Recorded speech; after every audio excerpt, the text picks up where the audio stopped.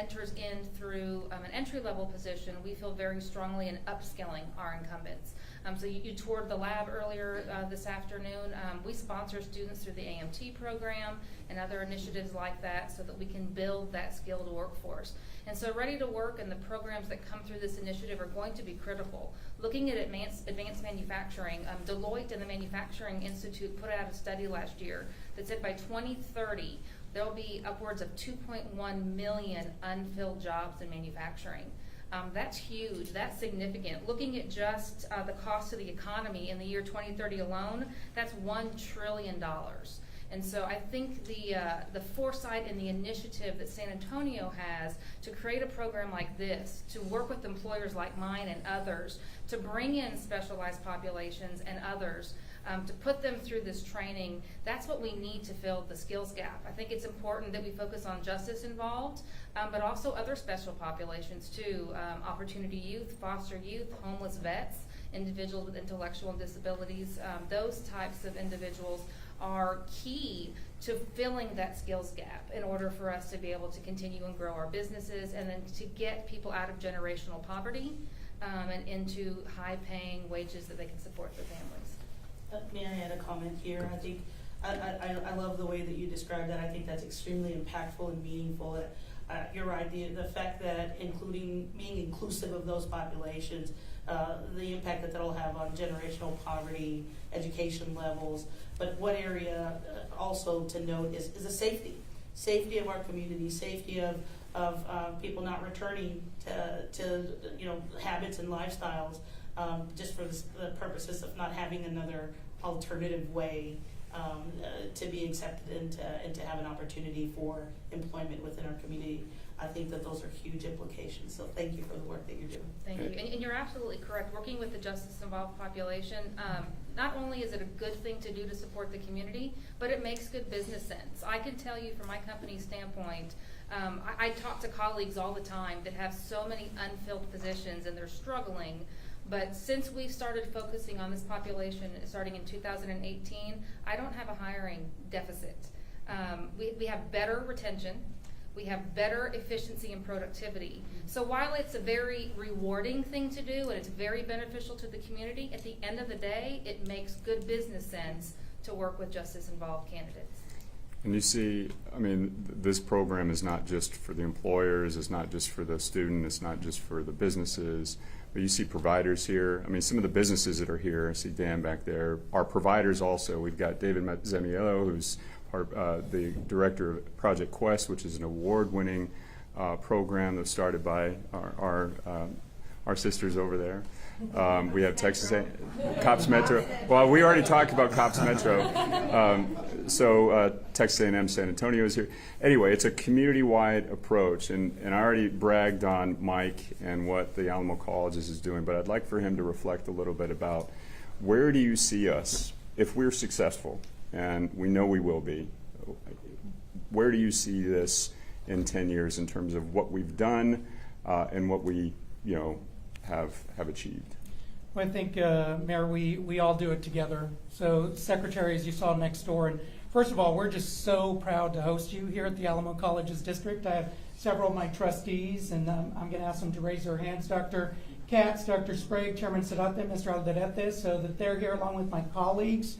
And we, raise your hand, Sammy, you all raise your hand. So we're the largest provider of talent within our region. And I think as you've heard, it really is a partnership between employers, training providers, and then our friends, family, and neighbors within San Antonio. And that's what's particularly critical. We see, I think, the ROI that it's going to demonstrate to ensure that individuals either catapult themselves into the middle class, as you know from your tenure in Boston, or affirm their foothold in the middle class. We see that directly. We know the difference between a high school diploma and a certification from any one of our colleges is close to $10,000 a year, and it's $500,000 in their lifetime. So that is really the difference between struggle and success. And the other part is the mayor posed a question related to where do we see ourselves in 10 years. When we look just at our sector, we know that we actually, within San Antonio, Alamo Colleges, we produce 10,000 workforce graduates a year. as part of that, we are one of the largest producers of talent within the state of Texas, just in our sector in community colleges. So I think that is what's key to the future. And as we noted earlier, St. Philip's is one of a handful of colleges in the United States that graduates more males than females, and that is because of their portfolio of workforce programs. And so we are pleased that you're here. We're proud to partner with everybody in this room because we know the difference between struggle and success is a certification that's going to ensure they're part of the American middle class. And so you get a sense of the scale here is really pretty phenomenal.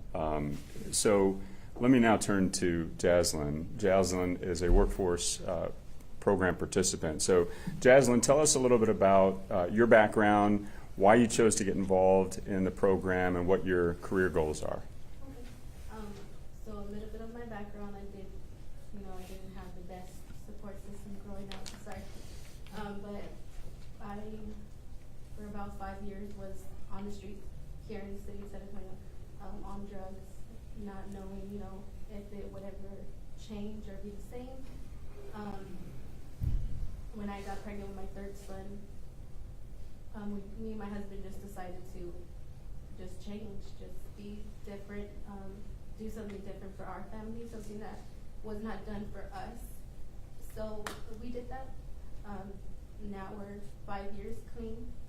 We have a house, and with the Ready for Work and through Project Quest, I'm enrolled in University of Incarnate Word. I'm about to graduate on October 1st as a CCMA. And I do plan on just excelling in the medical field. I don't know exactly where it's going to take me, but wherever it takes me is where I'm going.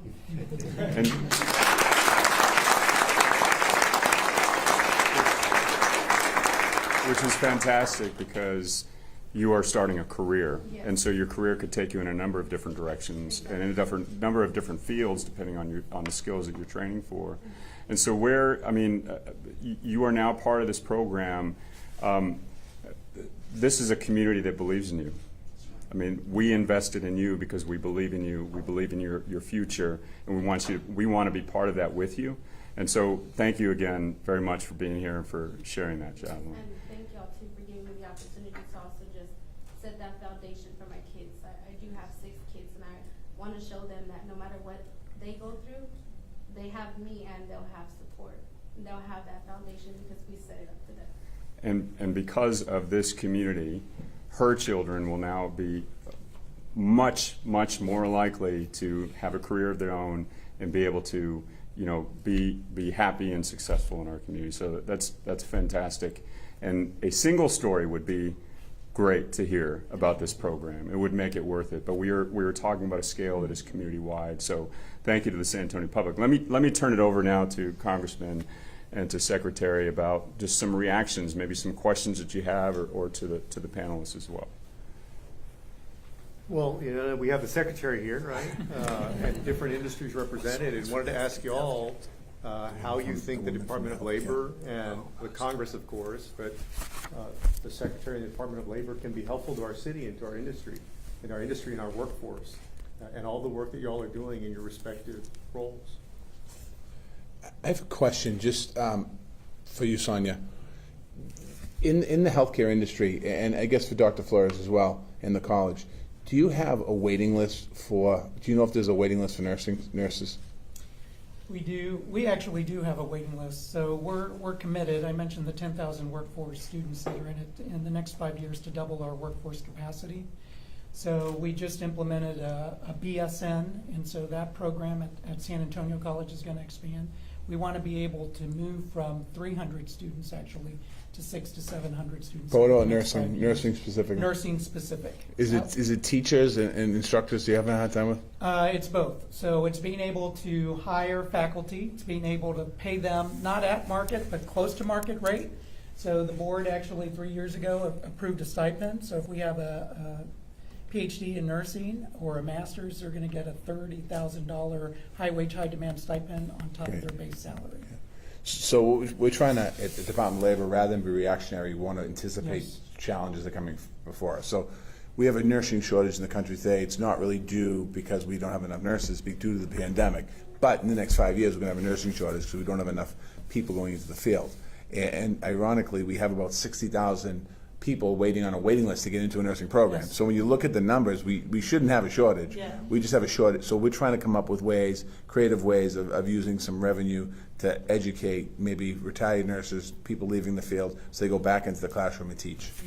Yeah, there's a phenomenon in nursing that, spurred on by the pandemic, but I think was already kind of there and brewing, and that is, extreme burnout for patient-facing nursing. When we talk about the shortage in nursing, and I don't have the specific statistics or details, I'm sorry, but it's been my experience that patient-facing nurses in the ICU and the emergency rooms, actually doing patient care, are reaching levels of burnout that we haven't seen before. And this has caused a couple of things. Some of them are shifting gears from being patient-facing to more administrative type roles.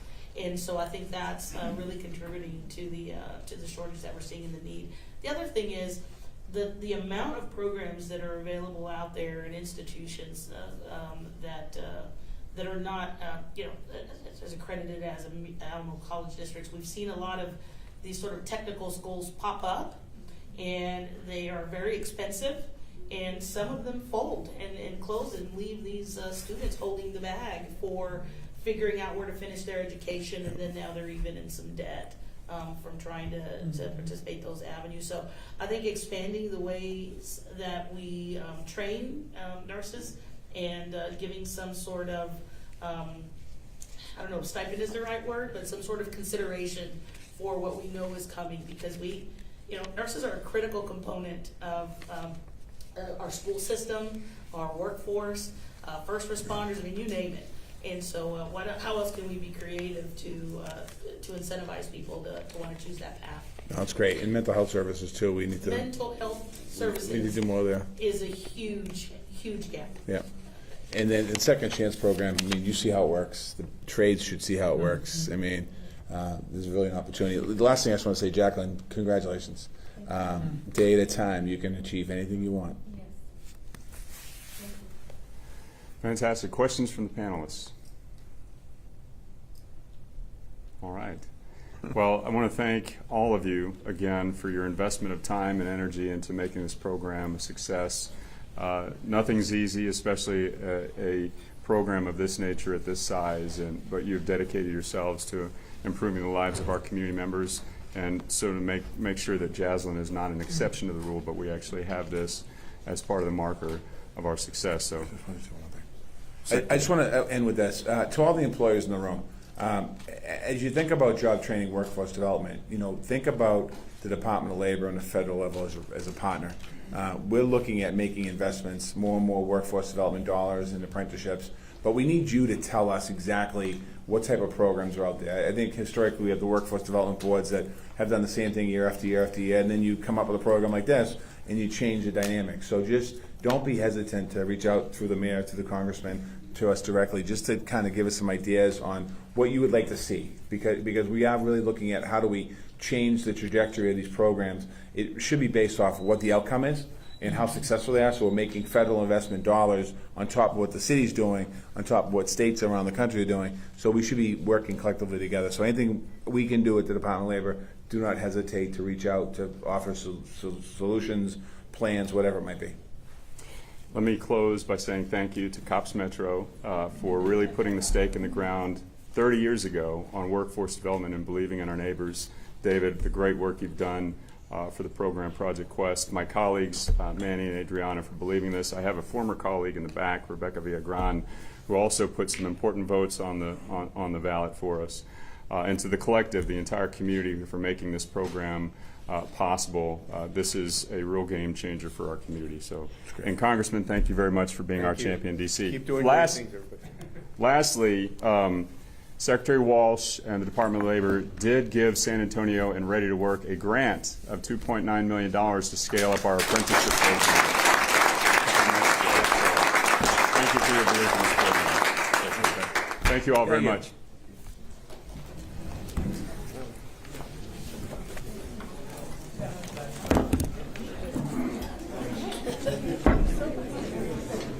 Give me 1 second. Thanks.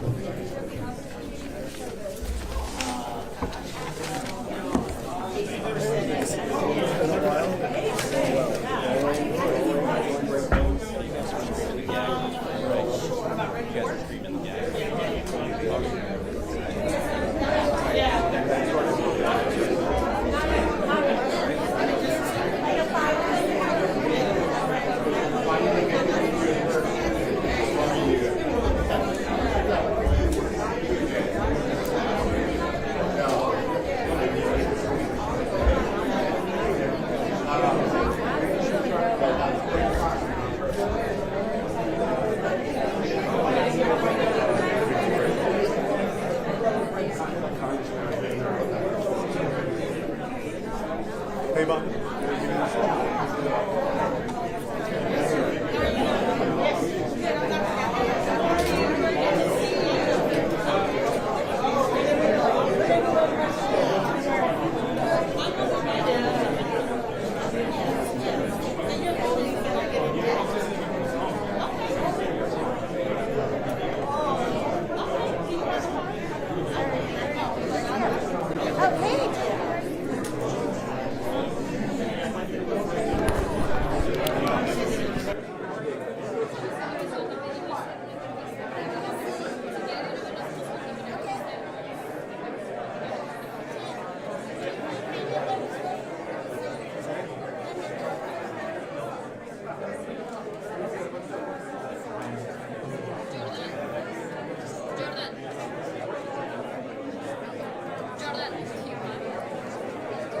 Jordan. Are you guys going to do? Oh, yeah.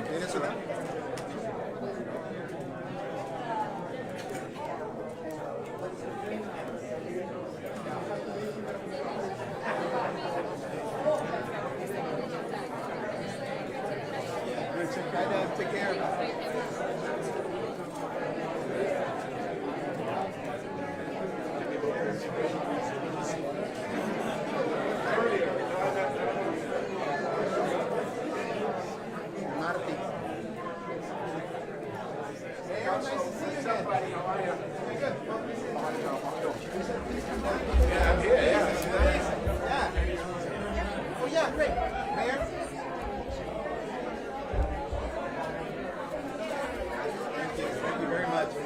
Hi, Counselor. Hi. How are you? Nice to meet you. I've been following your work since I'm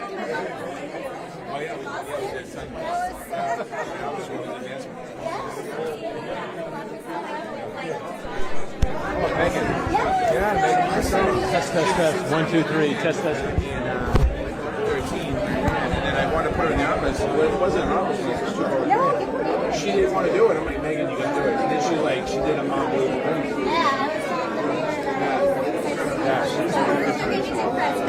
She also yes. Okay, oh, yeah. One more thing to talk about. Okay, that's all right. You want to see her? You want to? Hey, by the way, did you get a good news?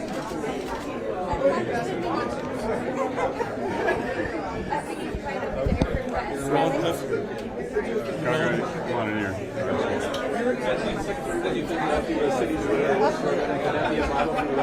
Well, you know, the mayor talked to me about this program, I think a couple of years ago when we started talking about it. And this program, there's no question, should be a model for the rest of the country, not could be. When you think about, you heard Jacqueline tell her story of a young woman that needed an opportunity for a second chance, had several kids at the time, gets into the program, clearly turns her life around.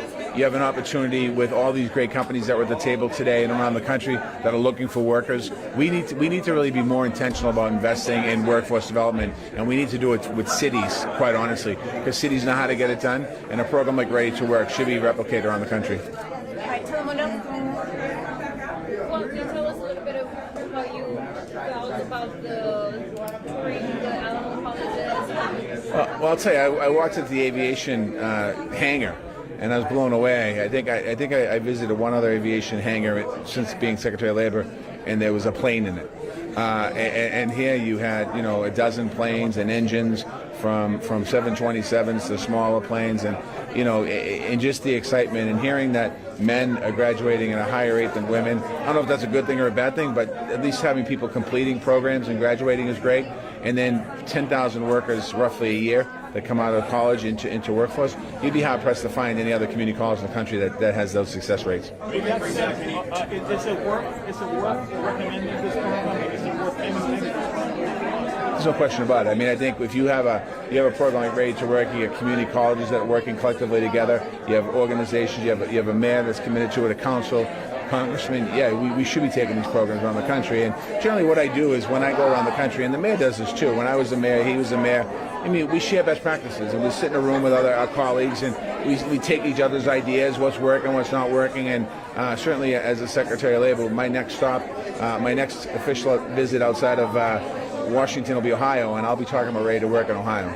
Secretary, let me ask you about inflation. Yeah. Families are facing inflation right now. The Republicans are painting this as an issue that's directly the result of the president's policies. How much of the president's policies are affecting inflation right now? I would argue that inflation is from the past administration for not acting on COVID-19, not having a plan to get our economy up and running. When the economy got shut down, there was that administration, no plan to get people back to work. When President Biden took office, 10 million people were out of work. You fast forward 2 years later, we have 10 million people back in work, construction's back fully working. I'm drawing a blank. Other industries are back fully working. You have the gas prices coming down for 9 consecutive weeks in a row now. We have a war in Ukraine, invasion by Russia, which is completely unacceptable.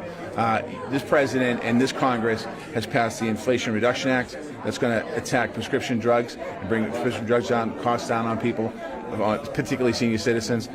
You have manufacturing, chips manufacturing. The last administration talked about bringing all these manufacturing jobs back to the United States. They lost manufacturing jobs. This administration is bringing manufacturing jobs. And when the CHIPS bill gets implemented, there'll be hundreds of thousands of more jobs here in the United States of America.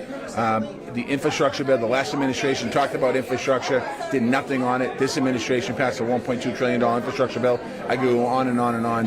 We're seeing, you know, we're living in a pandemic. If you compare the United States to the world, our inflation is lower than other parts of the world, but that's not acceptable enough for the president. He wants to put inflationary pressures down, and we're seeing those numbers start to come down. We're seeing unemployment claims go down. So I would gauge that the president's doing a hell of a lot better than the last administration when it comes to the economy. Secretary, Ready to Work, what parts of Ready to Work do you see being able to replicate in other parts of the country? What's something that could be potentially a uniform approach that's being done here in San Antonio that could be taken elsewhere? Well, I think when you bring the employer partners to the table, along with the city and the program, you have to have everyone at the table.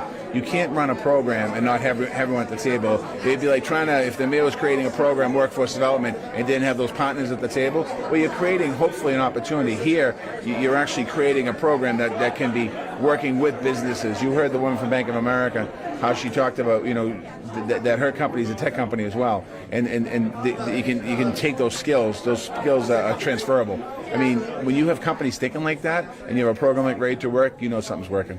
Secretary, is there a recommendation that you'll be taking back to the White House about the Ready to Work program and anything the federal government should be doing?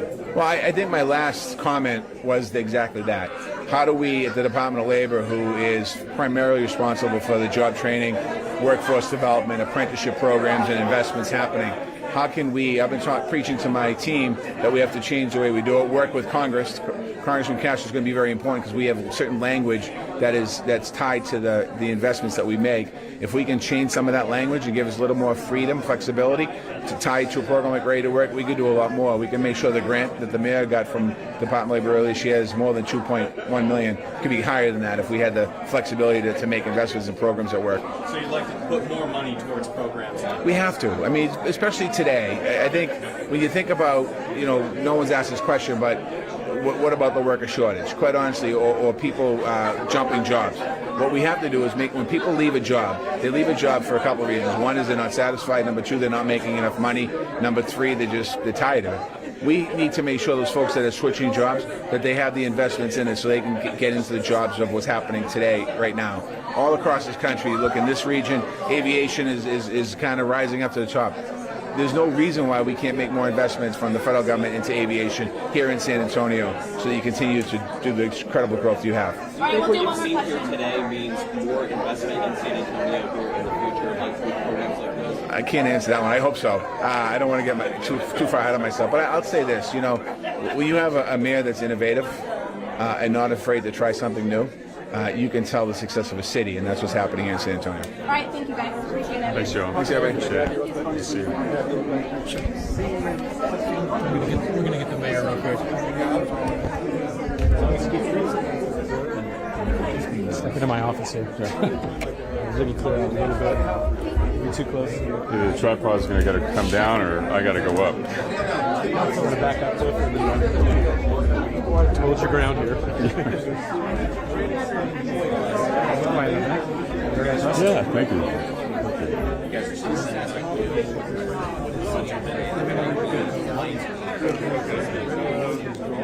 You want to back up a little bit?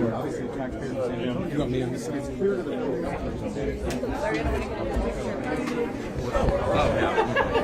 not at all. Good to go? Yes. Mayor, what does it mean to you to have a labor secretary here singing the praises of your program? Well, it is very clear that the Department of Labor understands the issues that are happening in local communities like ours with respect to workforce, and the key to a holistic recovery, a full recovery for our nation's economy lies in the investments we make in our workers and making sure that people have access to good quality, high-paying jobs. And that's exactly what we're doing here in San Antonio. We're doing it because the community voters believe in each other, that we believe in each other, and we've invested in the people of our community. And to have the secretary here see that in person and to laud the program the way he has is credibility for the approach that we've taken.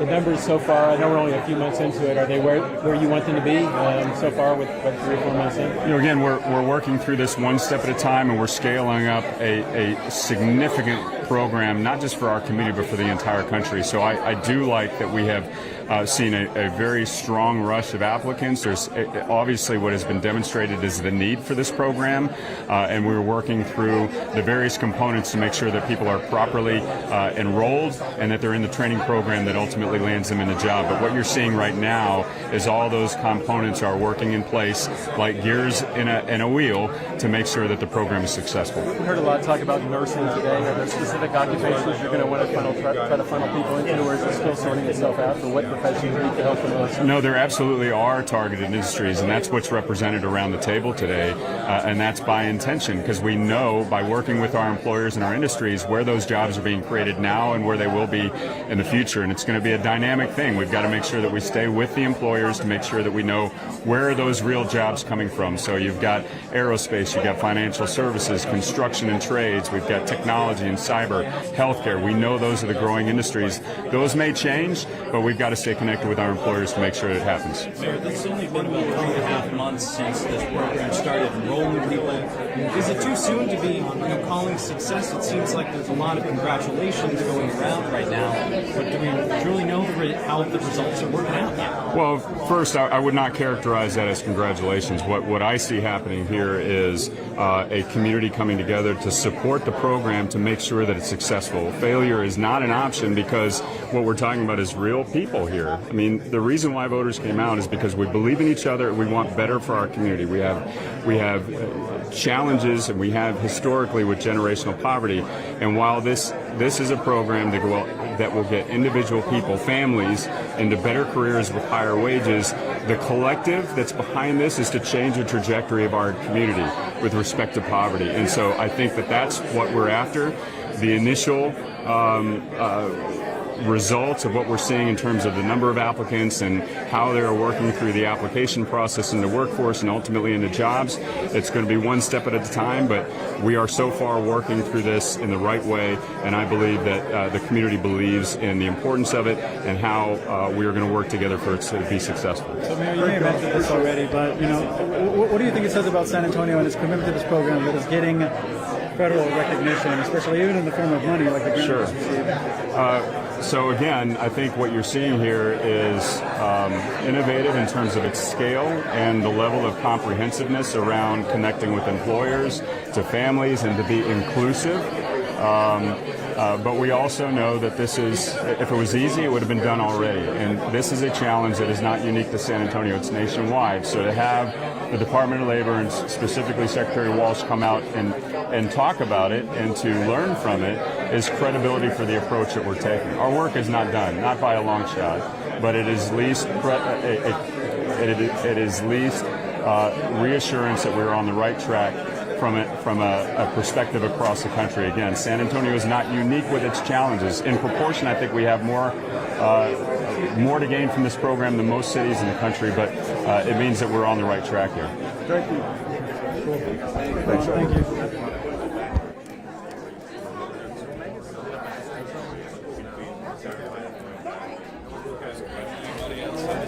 Castro?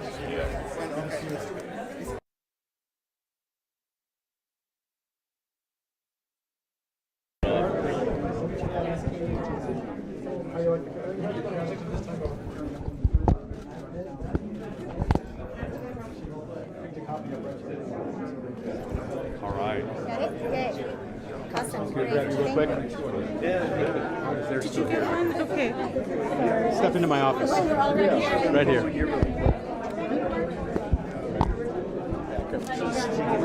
Hey, Jasmine. Let me do this interview. You good? Congressman, we have the Labor Secretary here singing the praises of San Antonio and their Ready to Work program. Well, I'm glad that the Secretary of Labor made it down to San Antonio, and he's been wanting to come here for a long time and see the innovative programs that we've got, including Ready to Work. But most important, it's important that he sees that the people of San Antonio have put skin in the game, that we're using our own tax money to invest in our people, to invest in the workforce. You know, it's not just a city that's sitting around begging for federal money or state money, it's putting up its own money. And that's important when you go compete for grants from the federal government. And I know the Secretary sees that. I hope the rest of the federal government sees it, that this is a proactive city that is investing in its people. What will you be doing in Congress to try to advance this program or what's like it then? Well, supporting the mayor and the council in terms of requests from the federal government, but just as important, pursuing apprenticeship legislation, for example, on the Education and Labor Committee. We've been successful in getting some of it through the House of Representatives, but some of it has also died in the Senate. And so there's a lot of work for the Congress to do in appropriating money for these kinds of initiatives, and then also changing laws to make it easier to make these programs successful. Good to see you all. Yes.